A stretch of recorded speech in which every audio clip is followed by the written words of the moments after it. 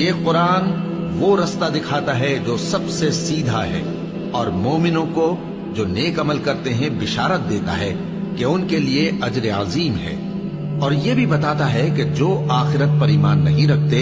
ان کے لیے ہم نے دکھ دینے والا عذاب تیار کر رکھا ہے۔ اور انسان جس طرح جلدی سے بھلائی مانگتا ہے اسی طرح برائی مانگتا ہے، اور انسان بڑا جلد باز ہے۔ اور ہم نے دن اور رات کو دو نشانیاں بنایا ہے، سو رات کی نشانی کو تاریک بنایا